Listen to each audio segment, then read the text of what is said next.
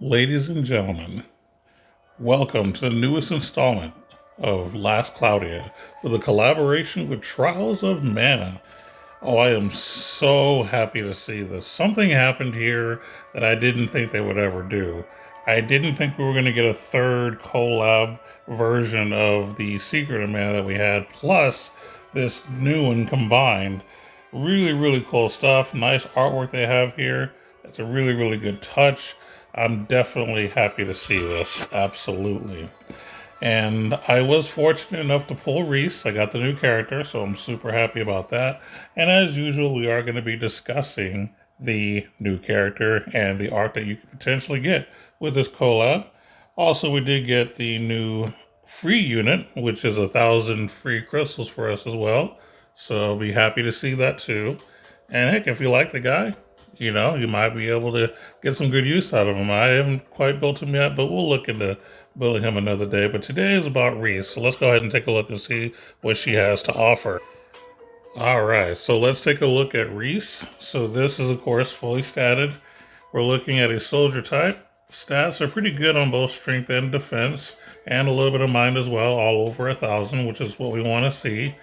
And then, as far as resistances, nothing really to brag about. She's got some decent resistances. You got blind, stun, and curse. Being weak to silence is really not a big deal for her. And she has three pretty good element or attribute resistances as well. So she's all around pretty good, pretty decent as far as that's concerned.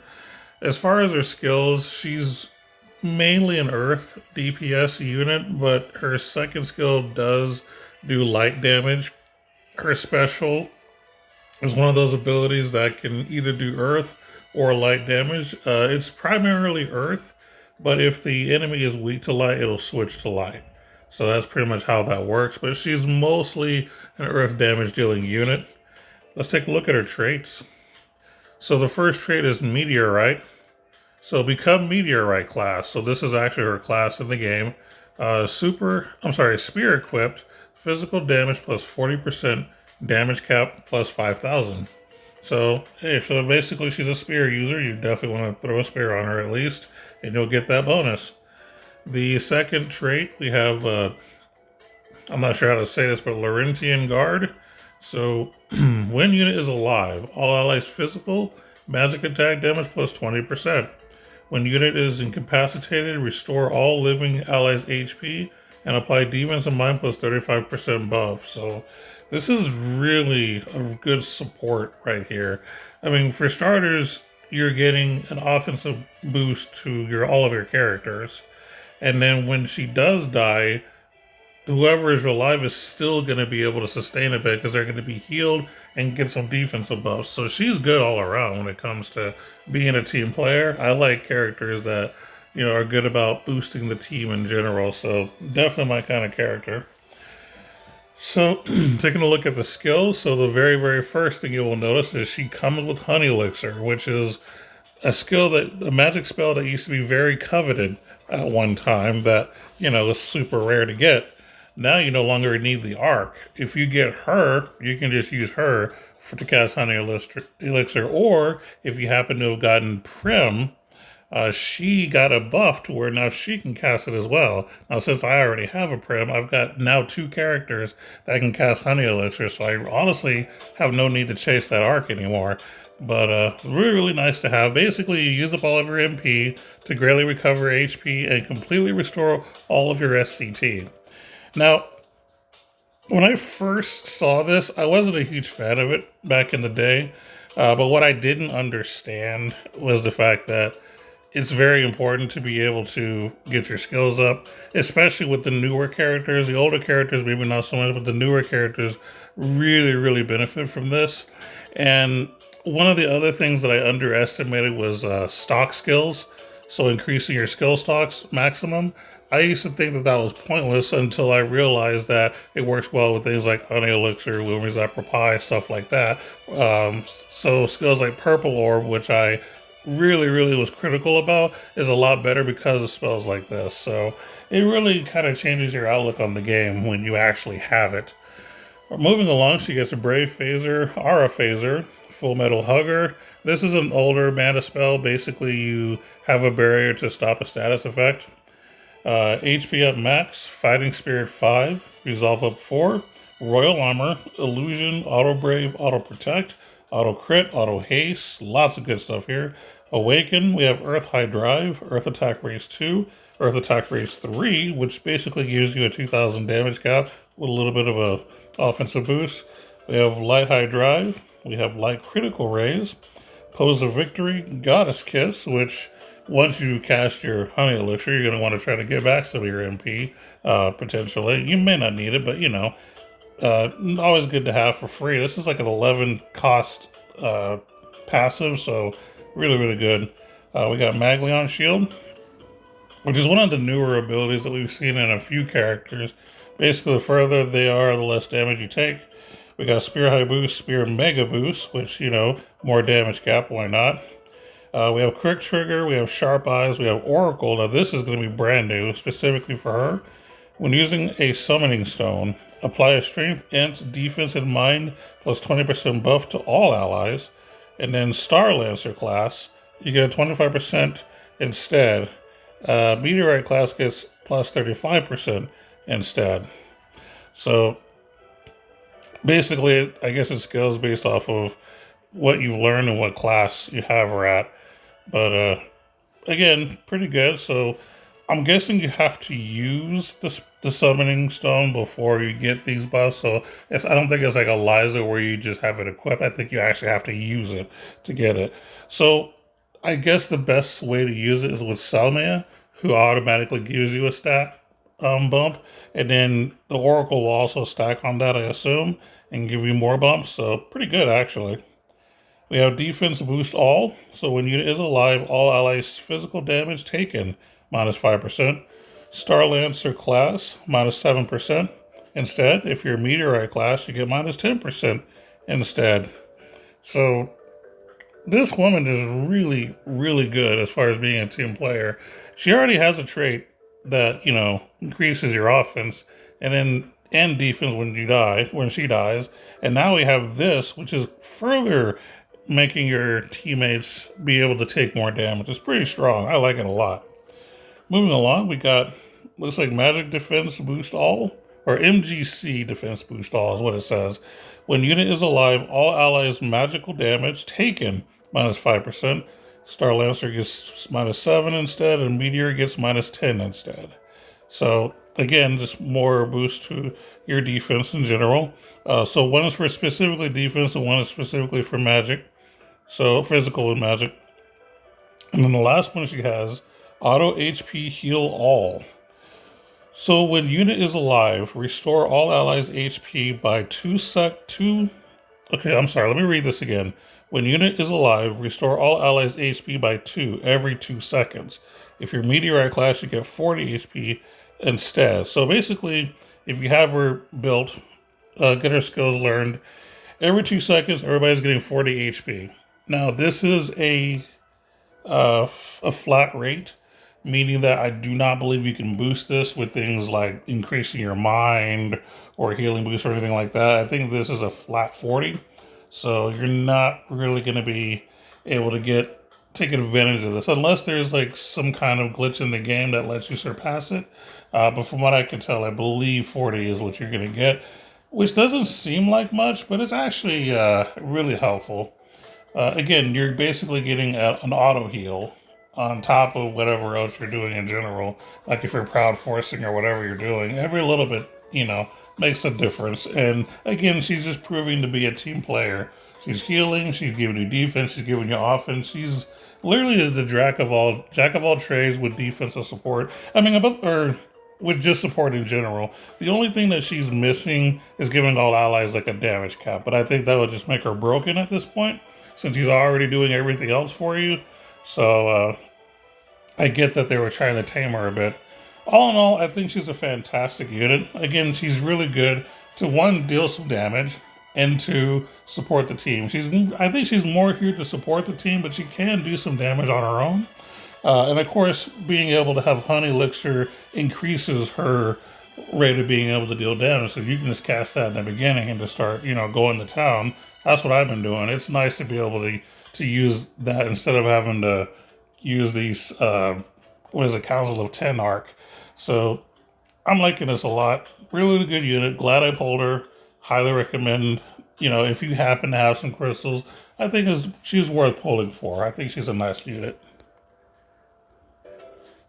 And we cannot forget the new Trials of Mana remake. That's right, this is not the SR one that we used to have. We now have an actual LR version, which is going to be a lot better. So let's take a look at it. Each attack damage, earth attack damage plus 20%. When unit is near death or on a boss wave, recover 1 second SCT stock for all skills and HP 50% once per wave. Killer Slayer or attribute weakness damage taken minus 20%. Effect does not stack with itself. So I'm liking this personally because you're getting basically a boost to your earth damage. I mean, no condition there. I think that's probably where it's at. And then, of course, if you happen to be against the boss, then, you get increased to your SCT stock so you can do your honey elixir and continue to go to town. So, it's not bad. I think it's a decent trait. As far as what you can learn, you can get Spirit Breath, which is okay, Earth Boost, Spirit Shield, Lupine Soul, which is new. So when healing an ally near death, HP recovery plus 30%. You have Stone Armor, so continuous Stone Wall effect to the unit, which is actually pretty good. I don't remember what the percentage is, but it's a pretty good defensive buff. And an Earth Critical Rise, which, if you're into the whole crit build thing, this is good. I personally like it because I actually had lately been appreciating crit builds, and I think this will fit just well. So, for those who don't know, crit rate of Earth attacks plus 5%, crit power plus 50%. So, increasing your crit rate, getting you more damage in the event that you're not able to cap. There you go. That should help you get there. And then the Arc Ether reward. We have the Goddess Shield. So this is an accessory. You get 54 defense, 36 bind. You have a chance to auto guard, which, whatever, like guard's not really a thing. And then there's really no attribute resistance. The only thing to note is that you get some ailment nullification. So you're null on poison, poison, stun, and curse. Those are the three that you're getting null on. That is really the best thing about this particular armor or accessory is the element nullifications. That's pretty big. As far as the auto guard, again, not a big deal. Auto guard it doesn't really work enough. And then the stats that you get are okay. Like I said, you're getting it for the element resistance or the nullification. But it's a decent one. It's all right. I got none against this one.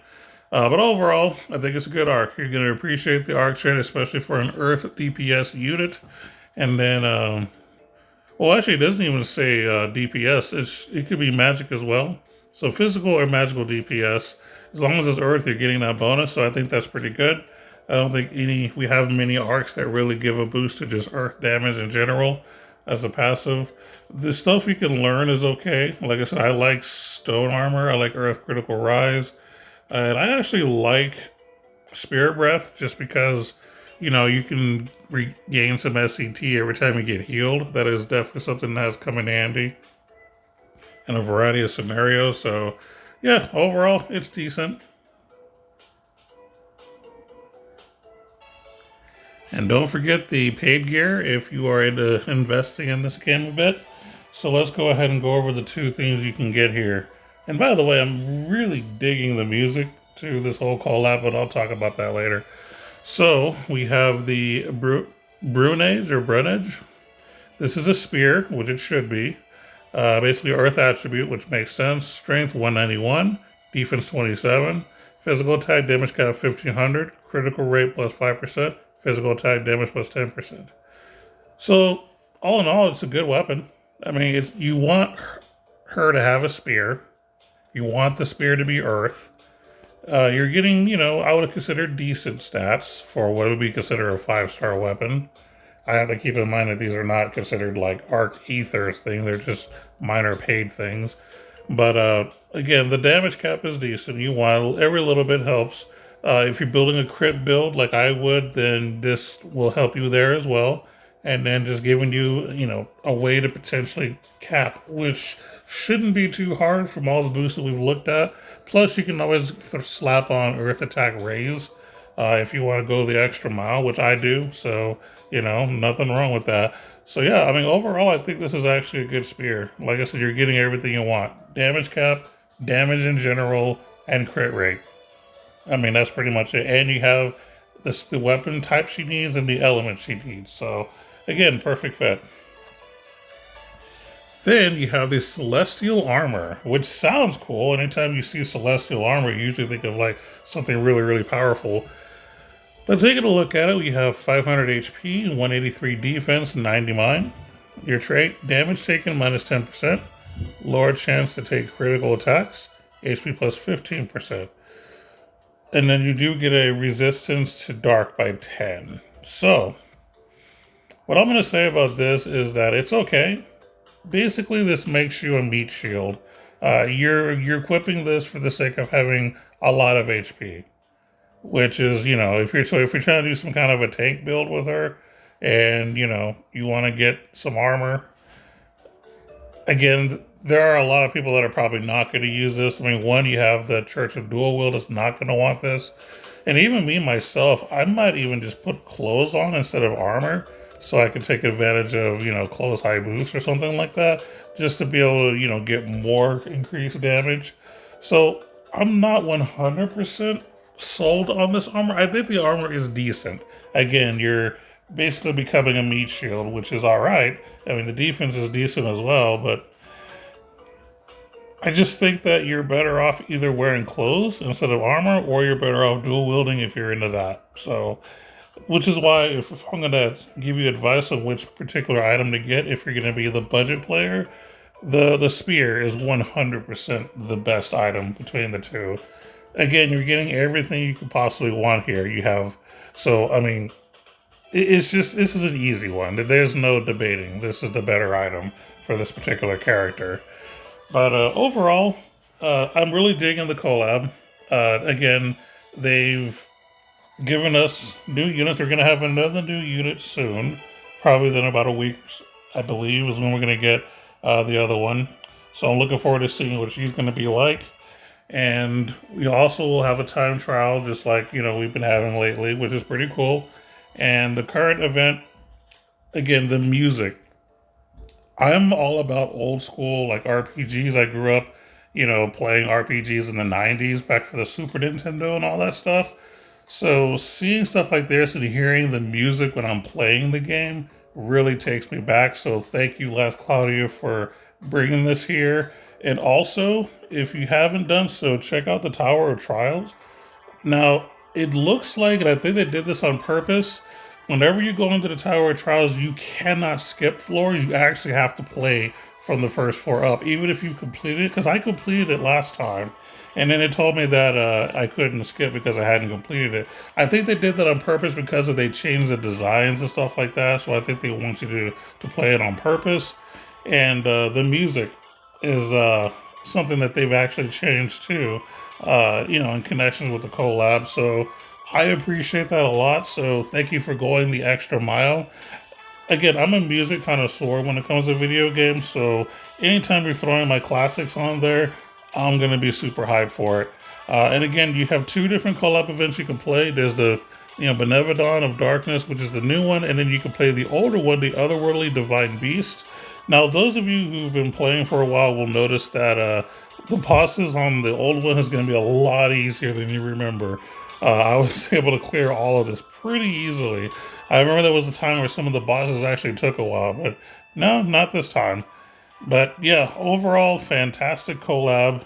Again, thank you for making Randy great again. However, if I'm going to be real with you, Prem is the MVP when it comes to the stat bomb. So I'm not going to go all into it. There's going to be plenty of other content creators who know a lot more about the game than I do that's going to explain it to you. And I'm sure they already have. But Prem definitely got the best buff. And I'm sorry, Papoy. You didn't get much, but I'm thinking that if we use her, maybe they did something passively that made her stronger. I don't know. But from what I read, the boosts aren't anything super crazy. I mean, she got good boost, but I think she needs more, and they just didn't give it to her. So I don't know what's up with that. But maybe she's a lot better than we're all giving her credit for, and we just need a player to see how much better she really is than we all think. Maybe we're just underestimating her. But on paper, Prim definitely number one, best queen, and then of course Randy did get better again. So I'm happy about that. I think that's going to be all for this episode. Thank you for taking the time to watch this, and until next time, be thankful every day. Later.